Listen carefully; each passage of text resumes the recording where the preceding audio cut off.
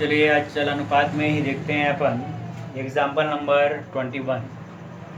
दिया हुआ है निम्नांकित विवरण से चल अनुपात की गणना कीजिए। चल अनुपात का सूत्र बता दिया गया है। क्या है सूत्र? चल अनुपात बराबर चल संपत्ति बटे चल दायित्व। चल संपत्ति का मतलब बता दिया गया है, जिस ऐसी संपत्ति जिसका भुगतान 12 माह के भीतर हो जाता है उस संपत्ति को बोलते हैं चल संपत्ति। चल दायित्व जिसकी अवधि 12 माह के भीतर ही हमको उसका भुगतान करना होता है उसको बोलते हैं चल दायित्व। ठीक है, तो चल अनुपात का सूत्र क्या है? चल संपत्ति बटे चल दायित्व, या उसी को बोल सकते हैं अपन चालू संपत्ति बटे चालू दायित्व। अब यहाँ पे हमको क्वेश्चन दिया रहेगा मिक्स करके दायित्व संपत्ति, जिसमें स्थायी भी रहेगा चालू भी रहेगा। उसके में सबसे पहले हमको जब भी बोलेगा चल अनुपात की गणना कीजिए तो सबसे पहले चल संपत्ति हमको निकालना है। चल संपत्ति निकालने के बाद चल दायित्व निकालना है, और जब चल दायित्व निकल जाएगा तब उसके बाद है जो यहाँ पर अपन संपत्ति को दायित्व से डिवाइड करेंगे तो हमारा चल अनुपात निकल जाएगा। तो हमारे दिमाग में ये रहना चाहिए कि चल संपत्ति में क्या आता है, चल दायित्व में क्या आता है, तो हमको अनुपात निकालने में यहाँ पर किसी प्रकार की कठिनाई नहीं होगी। लेकिन अगर हमको उसके बारे में जानकारी नहीं है तो फिर चल और स्थायी में पहचान नहीं होगा तो अनुपात निकालने में बहुत ही परेशानी होती है। ठीक है, तो जो बताया था सूत्र वो तो बिल्कुल याद हो जाना चाहिए। चल में क्या क्या आता है वो सब याद हो जाना चाहिए। चल दायित्व में क्या क्या मदें आती है वो सब की जानकारी हो जानी चाहिए, तब ये अनुपात आपका आसानी से निकल जाता है। तो देखते हैं अपन इसमें कैसे निकालेंगे। देखिए मिक्स दिया हुआ है, यहाँ पर दिया है निम्न विवरण से चल अनुपात की गणना कीजिए। व्यापारिक प्राप्य दिया हुआ है। प्राप्य यानी सीधा दिमाग में आना चाहिए प्राप्त विपत्र। प्राप्य यानी दिमाग में क्या आएगा? प्राप्त विपत्र। और प्राप्त विपत्र जो है हमारा चल संपत्ति के श्रेणी में आता है। किस में आता है वो? चल संपत्ति के श्रेणी में आता है। तो चल संपत्ति में क्या आ गया? पहला हमारा प्राप्त व्यापारिक प्राप्य, या उसी को बोलेंगे अपन प्राप्त विपत्र। ठीक, फिर देखो क्या क्या आएगा? पूर्वदत्त व्यय, ये भी आएगा, संपत्ति में आता है। पूर्वदत्त व्यय के बाद रोकड़ तथा रोकड़ तुल्य, जो भी संपत्ति है तुरंत रोकड़ में परिवर्तित हो जाता है साल भर के अंदर, उसी को बोलते हैं रोकड़ तथा रोकड़ तुल्य चल संपत्ति। अल्पकालीन विनियोग, समय लिखा हुआ है अल्पकालीन, कुछ समय के लिए चल संपत्ति। मशीनरी लिखा है, मशीनरी स्थायी संपत्ति होता है, वो चल संपत्ति की श्रेणी में नहीं आएगा, उसको नहीं लेंगे। व्यापारिक देय दायित्व होता है, दायित्व में आएगा।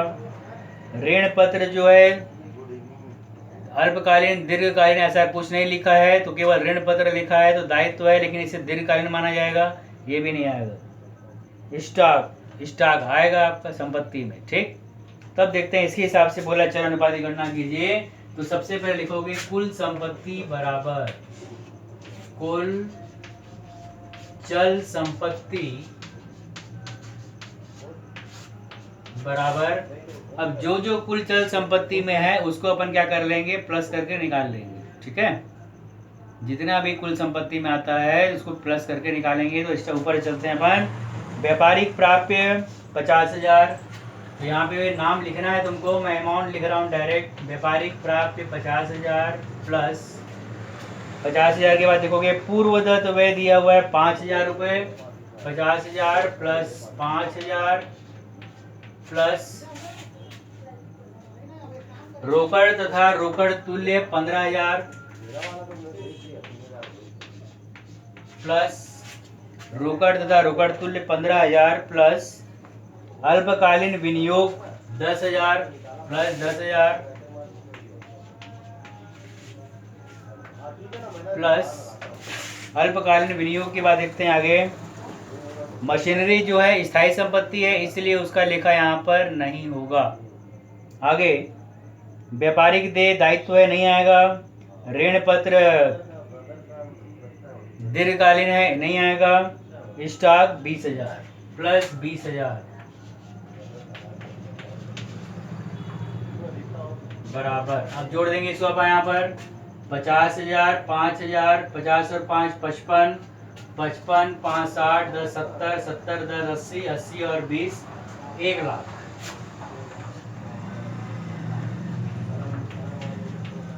टोटल संपत्ति का योग आ गया हमारा 1,00,000। अब नीचे लिखेंगे कुल दायित्व बराबर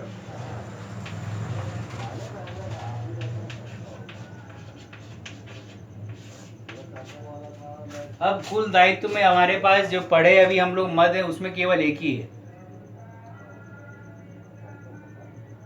ऋण पत्र आएगा नहीं। व्यापारिक देय दिया हुआ है, व्यापारिक देय दिया हुआ है, देखो कितना दिया है व्यापारिक देय 50,000 दिया हुआ है। तो कुल दायित्व तो बराबर कितना है हमारे पास, केवल एक ही मद है 50,000। आगे बात समझ में आता है सभी को। अब इसके बाद क्या करेंगे अपन, क्या निकालने के लिए बोला है क्वेश्चन में देखो तो चल अनुपात की गणना कीजिए। तो नीचे लिखोगे चल अनुपात बराबर चल संपत्ति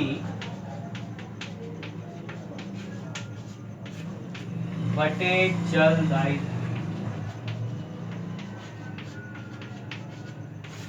चल संपत्ति बटे चल दायित्व सूत्र लगा देंगे, बराबर चल संपत्ति हमारे पास कितना है 1,00,000 बटे 50,000, 1 2 3 1 2 3 4 4 5 एकम 5 दूनी बराबर 2:1। तो चल अनुपात हमारा निकल गया 2:1, ये हमारा आंसर है। आगे बात समझ में। तो इस प्रकार से करना है। तो क्या किया मैं, सबसे पहले कुल संपत्ति ले लिए, चल संपत्ति में जो जो मदें आती है उसको लिखते हुए यहाँ पे हम प्लस कर लेंगे, इतना आ गया। चल दायित्व ले लिए और दायित्व लिखने के बाद चल अनुपात बराबर सूत्र लगा दिए, चल संपत्ति बटे चल दायित्व, और जब काटे इसको तो हमारा अनुपात निकल गया 2:1, ये हमारा आंसर। आगे बात समझ में। तो इस प्रकार से निकालते हैं चल अनुपात, ठीक। अब इसी में देखते हैं अपन आगे, यहाँ भी सूत्र वही लगेगा चल अनुपात के लिए, लेकिन निकालने का नियम में थोड़ा सा परिवर्तन होगा। तो क्यों होगा उस कारण को आपको बताते हैं। दिया देखेंगे एग्जाम्पल नंबर 23 में, निम्न विवरण से चल अनुपात की गणना कीजिए, और इसके बाद नीचे दे दिया है कुल संपत्ति दे दिया है। जब कुल संपत्ति दे देगा तो कुल संपत्ति में से स्थायी संपत्ति को हम घटा देंगे, तो चल संपत्ति हमारी निकल जाएगी। कुल संपत्ति दिया रहेगा तो कुल संपत्ति में से स्थायी संपत्ति को हम जब घटा देंगे तो हमारा चल संपत्ति निकल जाएगा। कुल दायित्व निकालना रहे, यहाँ पे दायित्व की चल दायित्व की गणना जब करना रहेगा तो दायित्व के बारे में यहाँ पर कुछ नहीं दिया है, केवल गैर चालू दायित्व दिया हुआ है और स्थायी चल दायित्व के बारे में कोई जानकारी नहीं है क्वेश्चन में। तो ऐसी दशा में क्या करेंगे, हम कुल संपत्ति में से ही गैर चालू दायित्व को घटा देंगे तो हमारा चालू दायित्व निकल जाएगा। संपत्ति माइनस दायित्व बराबर पूंजी होता है, ये सूत्र लग जाएगा यहाँ पर। तो संपत्ति में से गैर चालू दायित्व को घटा देंगे तो चल दायित्व की प्राप्ति हमको यहाँ पर हो जाएगी। तो थोड़ा सा यहाँ पर अपने दिमाग का प्रयोग आपको करना है, ठीक। अब देखो क्वेश्चन में दिया हुआ है कुल संपत्ति 6 लाख रुपए दिया है कुल संपत्ति। तो क्या करेंगे यहाँ पे, चल संपत्ति बराबर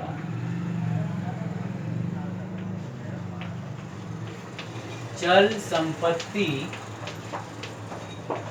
बराबर कुल संपत्ति दिया हुआ है तो कुल संपत्ति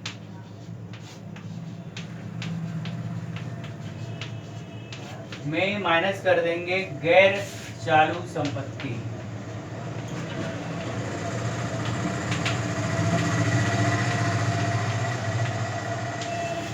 क्या करेंगे यहाँ पर, कुल संपत्ति में से चल संपत्ति निकालने के लिए कुल संपत्ति में से माइनस कर देंगे गैर चालू संपत्ति, ठीक।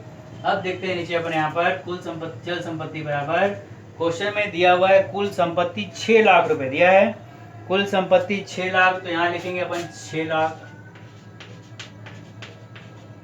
माइनस 6 लाख में हमको माइनस करना है गैर चालू संपत्ति जो भी दिया होगा उसे। देखते हैं क्या क्या है, कुल संपत्ति, फिर दिया हुआ यहाँ पर स्थायी संपत्ति दिया है 3,20,000, तो माइनस करेंगे स्थायी संपत्ति 3,20,000, प्लस, ये सब जोड़ के कर देंगे अपन एक साथ, यहाँ प्लस में दिखा देंगे 3,20,000, उसको अपन जोड़ के घटाएंगे, है ना। तो 3,20,000 है। फिर क्या देखते हैं आगे, स्थायी संपत्ति 3,20,000, 3,20,000 के बाद अंशधारियों को दायित्व नहीं आएगा, ये गैर चल दायित्व नहीं आएगा, गैर चल विनियोग 2 लाख दिया हुआ है, प्लस गैर चालू विनियोग 2 लाख।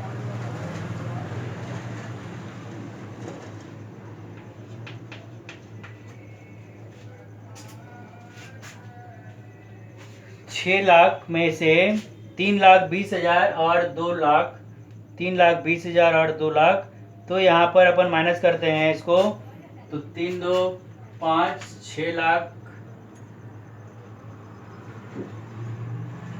6 लाख माइनस 3,20,000 और प्लस 6 लाख में माइनस करते हैं अपन यहाँ पर पहले 3,20,000,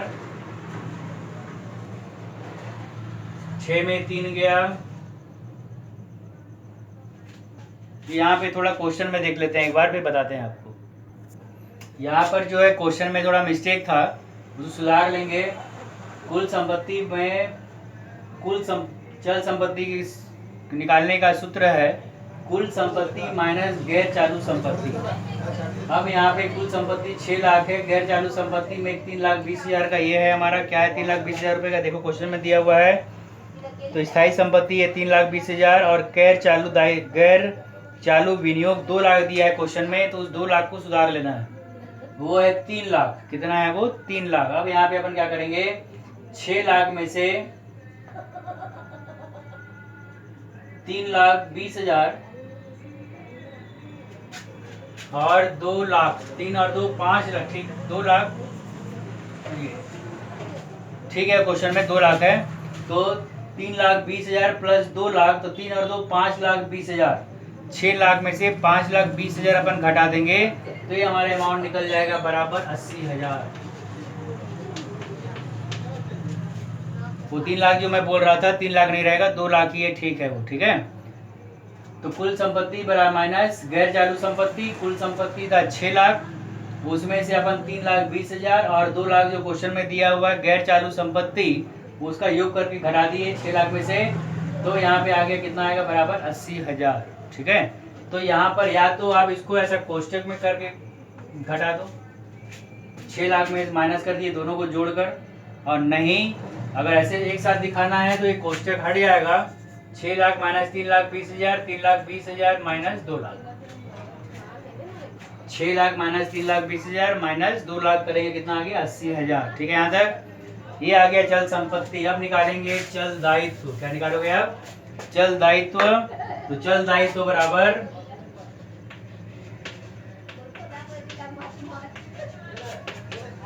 कुल संपत्ति ले लेना 6 लाख माइनस कुल संपत्ति 6 लाख माइनस, अब उसमें देखते हैं अपने पास चल दायित्व क्या, गैर चल दायित्व क्या क्या है, उसको क्या करेंगे अपन घटा देंगे तो निकल जाएगा, ठीक है। देखो क्वेश्चन में कुल संपत्ति हो गया, स्थायी संपत्ति हो गया, अंशधारियों के कोष कितना है 4 लाख माइनस अंशधारियों के कोष 4 लाख, फिर इसमें घटाने के बाद फिर करेंगे माइनस अंशधारियों के कोष 4 लाख, गैर चालू दायित्व दिया हुआ है 1,60,000, इसको ले लेंगे गैर चालू दायित्व 1,60,000, बस। और देख लेते पूछे क्या, बस नहीं है, फिर चल विनियोग है, संपत्ति है वो। अब क्या करेंगे अपन, 6 लाख माइनस करिए 4 लाख, तो कितना आ गया, 6 में 4 गया 2 लाख माइनस 1,60,000 घटाएंगे उसमें से, तो ये बराबर निकल जाएगा 40,000। कितना निकल जाएगा बराबर 40,000। फिर नीचे लिखेंगे चल अनुपात बराबर चल संपत्ति 80,000 बटे चल दायित्व 40,000, काटेंगे इसको अपन, तो 4 एकम 4 दूनी 2 3 4 जीरो, 4 जीरो कट जाएगा बराबर 2:1। कितना आ जाएगा हमारा आंसर 2:1। इस प्रकार से हमको गणना करके अनुपात निकालना है, ठीक। आगे बात समझ में। तो इस प्रकार से अनुपात की गणना की जाएगी। ठीक है।